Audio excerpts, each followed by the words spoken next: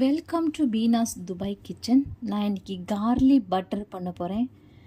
Garlic வந்து ஒரு 8 garlic எடுத்திருக்கேன். அதுக்கப்புறம் பட்ரு வந்து ஆன்சால்ட்டு பட்ரு 400 எடுத்திருக்கேன். அதுக்கு வேண்டியது சால்ட்டு.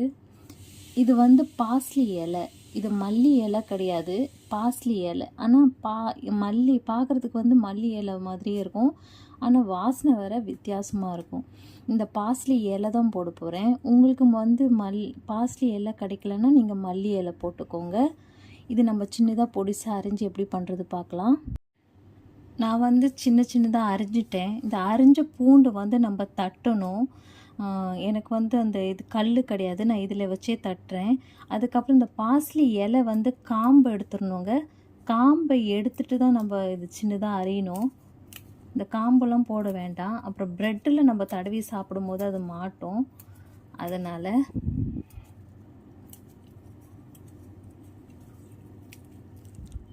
பொடிசாக வெட்ட போகிறேன். நல்லா சின்னதாக வெட்டணுங்க, அப்போ தான் அது நல்லாயிருக்கும். இப்போ நம்ம பூண்டு தட்டிடலாம்.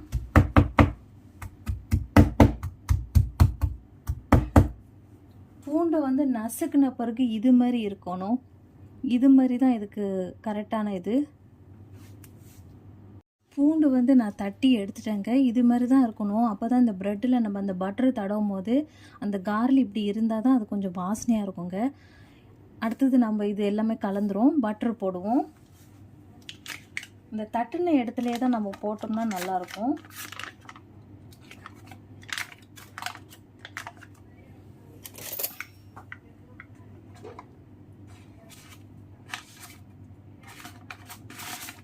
கையிலெல்லாம் பண்ணக்கூடாது, பட்டர் கெட்டு போயிடும். இது நீங்கள் வந்து செஞ்சு ஃப்ரிட்ஜில் எவ்வளோ நாள் வச்சாலும் ஒன்றும் ஆகாதுங்க. நம்ம சால்ட் போட்டுக்கலாம்.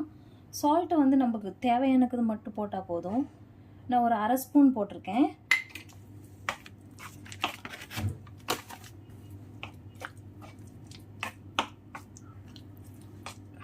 அவ்வளோதாங்க, முடிஞ்சது. இனி நம்ம ப்ரெட்டில் போட்டுட்டு அடுப்பில் போடுவோம். டோஸ்ட் பண்ணி எடுத்துக்கலாம். இன்னும் கொஞ்சம் சால்ட்டு போடுவோம். ஏன்னா இது பட்டர் வந்து சால்ட்டு கிடையாது, எனக்கு ஆன்சால்ட்டு தான், அதனால நான் சால்ட்டு போடுறேன். அவ்வளோதாங்க.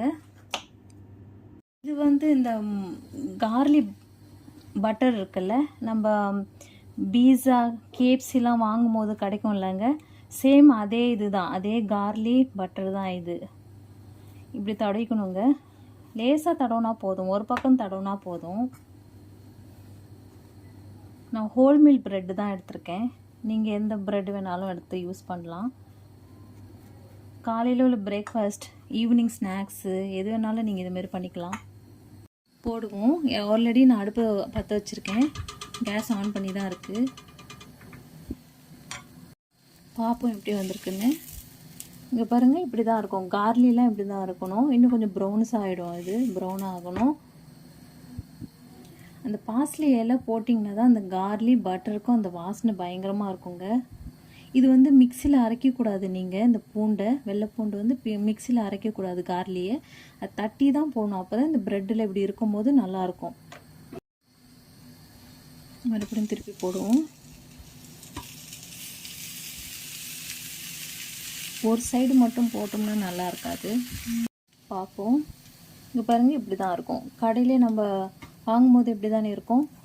அந்த கேஎஃப்சிலையும் நம்ம பீஸாலையும் வாங்கும் போது இப்படி தானே இருக்கும். ஆனால் ப்ரெட் வந்து வேறையாக இருக்கும். வெந்திருச்சுங்க, நல்லா வாசனையாகவும் இருக்குது. இந்த கார்லி பாஸ்லி இலை பட்டர்லாம் போடும்போது அது சூப்பராக வாசனையாக இருக்கும், ரொம்ப டேஸ்ட்டாகவும் இருக்கும். Thank you guys. பார்த்ததுக்கு லைக் பண்ணுங்கள், ஷேர் பண்ணுங்கள், சப்ஸ்கிரைப் பண்ணுங்கள். Thank you so much.